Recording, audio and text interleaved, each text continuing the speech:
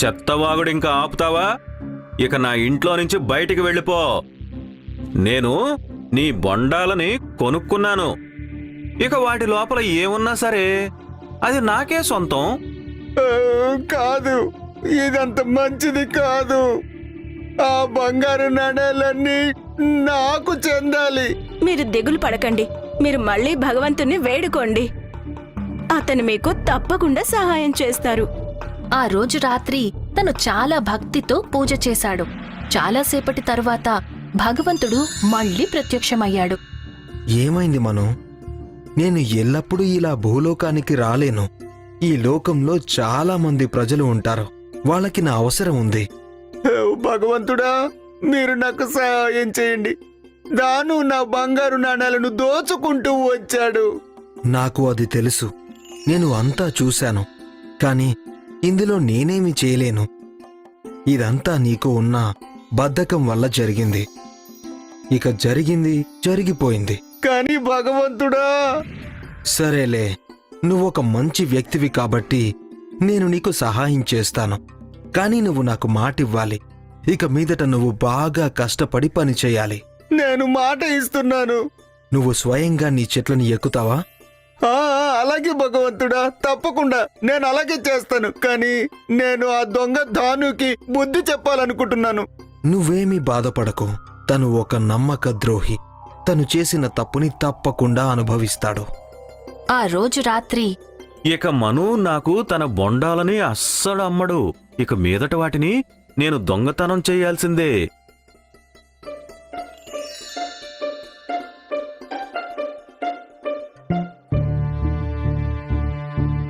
భార్యామణి, తొందరగా రా. నేను బొండాలను తీసుకొచ్చాను. వీటిని తొందరగా పగలకొట్టు. ఇలా తీసుకురండి.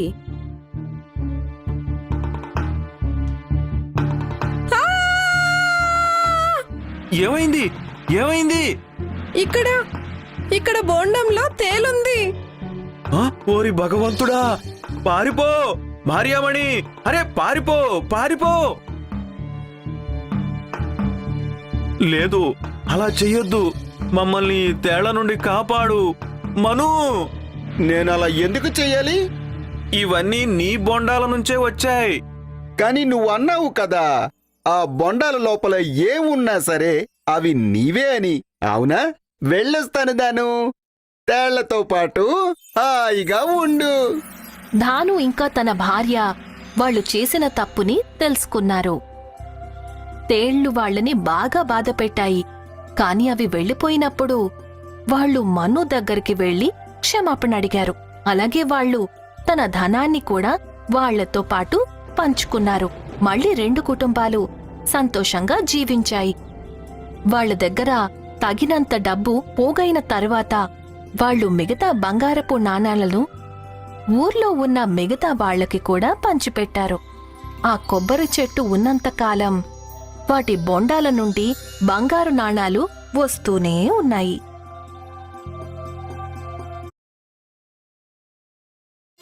కొత్త కంఫర్ట్లో ఉంది 10 రెట్లు ఫ్రెష్నెస్. కేవలం ఫ్రెష్ కాదు, ఫ్రెష్ 10 రెట్లు ఫ్రెష్. ఇక్కడ ఇక్కడ ఎక్కడైనా కొత్త కంఫర్ట్ ఇప్పుడు 10 రెట్లు ఫ్రెష్. अंदर से जितना बेदाग, बाहर उतना ही ब्राइट एंड ब्यूटीफुल है ना? ग्लास जैसी new glow and lovely glass bright niacinamide और hyaluronic serum, ultra light gel cream, परत परत जाए दे ग्लास जैसा ब्राइट. ग्लास जैसी skin, new glow and lovely glass bright. కేరళలో జరిగిన ఒక చిన్న గ్రామం కథ ఇది. అక్కడ ఉన్న ప్రతి ఒక్కరూ పొలంలో ధాన్యాలకి బదులుగా టెంకాయ చెట్లను పెంచేవాళ్లు. సందో, ఓ సందో, ఎక్కడ ఉన్నావు? ఈ రోజు పొద్దున్నుంచి కనపడ్డమే లేదు. అరే అన్నా, నాకు ఈ రోజు ఒంట్లో బాలేదు. నీ ఆరోగ్యానికి ఏమైంది? నిన్న రాత్రి వర్షంలో నానిపోయాను. తడిబట్లతోనే పడుకునేశాను. పొద్దున్న లేచి చూస్తే ఒళ్ళంతా నొప్పిగా ఉంది. నీ ఆరోగ్యాన్ని బాగా చూసుకోనాయనా. వర్షంలో నానేది కొంచెం తగ్గించు. అరే అన్నా, మీకు తెలిసే ఉందిగా మా ఊర్లో ఎలాంటి వర్షాలొస్తాయో. ఒక్కసారి వెలుగుంటుంది, ఇంకోసారి చూసే వేళకి నల్ల మోడాలు. వర్షం మొదలవుతుంది. అందుకే అందరికీ నేనేం చెబుతాను తెలుసా? ఎంతైనా ఎండ ఉండని, ఇంటి నుంచి అవతలికి వెళ్ళేటప్పుడు ఒక గొడుగు మీతో ఉండనే ఉండాలి. వర్షాలు ఎప్పుడొస్తాయో ఎవ్వరికీ తెలుసు, ఎవ్వరూ తెలుసుకోలేరు. సరే సరే, ఈ దినమంతా మీరేం చేశారు? కొబ్బరికాయ విత్తనాలు వేయడానికి పొలానికి వెళ్ళాను. కొత్త పొలాన్ని దున్నడం నువ్వెప్పుడు చేస్తావు? రేపటి లోపు నా ఆరోగ్యం సరిపోతే అప్పుడే పని ఆరంభం చేస్తా. సరే సరే, నా దగ్గర కొన్ని విత్తనాలున్నాయి.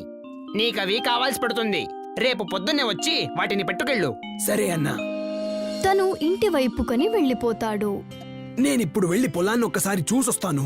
ఎన్ని విత్తనాలు వేయగలుగుతానో ఏంటో. సందు పొలంకి వెళ్ళేటప్పుడు నారాయణి అనే ఒక ఆవిడ తనకు ఎదురొస్తుంది. ఇప్పుడు నువ్వు ఎలా ఉన్నావు సందు? అన్నయ్య చెప్పాడు మీకు ఒంట్లో బాగోట్లేదని. ఇప్పుడు పర్లేదు. నువ్వెక్కడి నుంచి వస్తున్నావు? మా నాన్నతో పాటు పొలానికని వెళ్ళొచ్చాను నేను. నేను పొలం వైపే వెళుతున్నాను.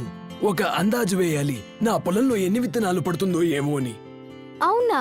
అరే అవును, నాన్న చెప్పేవారు మీ దగ్గర ఒక సొంతం ఇల్లు ఉండేటప్పుడు నన్ను నీకిచ్చి పెళ్లి చేస్తారని, లేకపోతే నాకేదైనా వేరే సంబంధం చూసేస్తారు. మీ నాన్నకి చెప్పు, నేను చాలా ప్రయత్నిస్తున్నానని.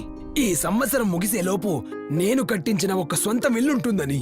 కొత్త సంబంధం చూసే అవశ్యమే లేదు. ఇలా చెప్పి సందు పొలం పనులకని వెళ్ళిపోతాడు. ఇక నారాయణి కూడా తన పనులకై వెళ్ళిపోతుంది. నారాయణి చెప్పింది విని సందు చాలానే బాధపడతాడు. అయినంత త్వరలో ఒక సొంతం ఇల్లు కట్టుకోవాలని తను అనుకుంటాడు. ఈ సంవత్సరం లోపు ఒక సొంతం ఇల్లు నిర్మించకపోతే నారాయణి జతలో నా పెళ్లి కాదు.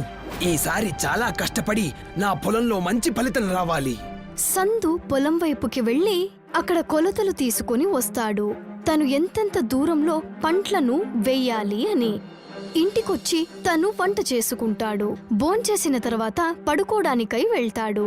రేపు పొద్దున్నే త్వరగా లేచి పొలం వైపు వెళ్ళాలి. అందుకనే ఇప్పుడు త్వరగా పడుకోవాలి. సందు లైట్ ఆఫ్ చేసి పడుకుంటాడు. మరుసటి రోజు త్వరగా లేస్తాడు. తను ముక్కలు తీసుకోవడానికై అన్నయ్య ఇంటి దగ్గరికి వెళ్తాడు. అన్నా, ఓ అన్నా, నేనొచ్చాను. కొబ్బరి విత్తనాలు తెచ్చి అన్నా. లోపలికి రావయ్యా, నేను తింటున్నాను. నువ్వు కూడా వచ్చి తిను, తర్వాత వాటిని తీసుకెళ్ళు.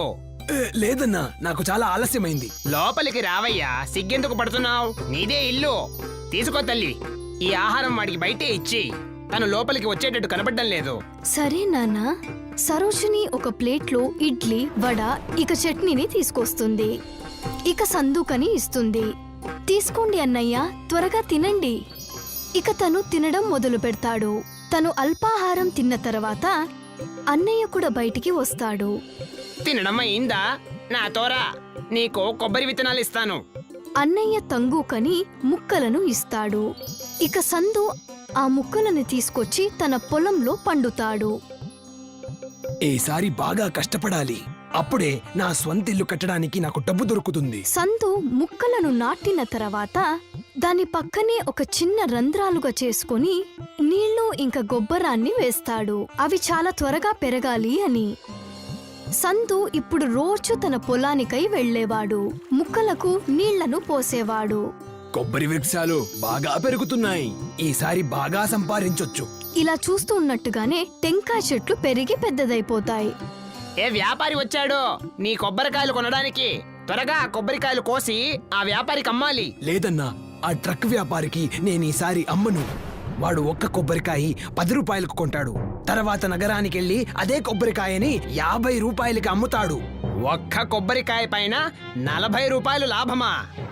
అవునన్నా, సంవత్సరమంతా కష్టపడేది మేము, కానీ లాభం మాత్రం ఈ ట్రక్ వ్యాపారులకు. ఎలాగూ ఈ సంవత్సరము నాకు డబ్బుల అవశ్యం చాలా ఉంది.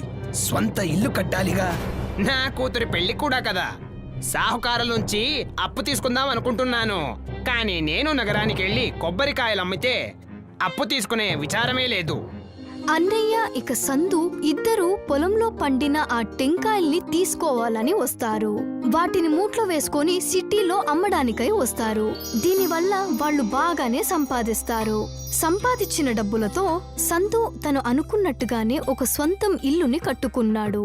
ఇక అన్నయ్య సరోజిని పెళ్లిని చాలా ఘనంగా చేస్తాడు. ఇప్పుడు నేను స్వంత ఇల్లు కూడా కట్టేశాను. నారాయణి వాళ్ళ తండ్రితో పెళ్లి గురించి మాట్లాడాలి. సందు నారాయణి ఇంటికని వెళ్తాడు. ఇక తన పెళ్లి గురించి మాట్లాడతాడు. స్వంతం ఇల్లు ఉన్న కారణంతో నారాయణి వాళ్ళ నాన్న వాళ్ళ ఇద్దరి పెళ్లికని ఒప్పుకుంటాడు.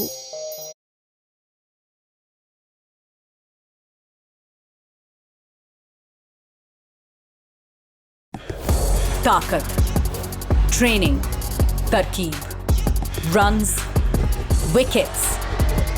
Jeep, we handle the heat. Rexona handles the sweat. Rexona, stay shower fresh all day. सपने सब देखते हैं पर कुछ बावरे होते हैं। सपने जो रेगिस्तान को गुलिस्तान बनाने की जुर्रत करते हैं।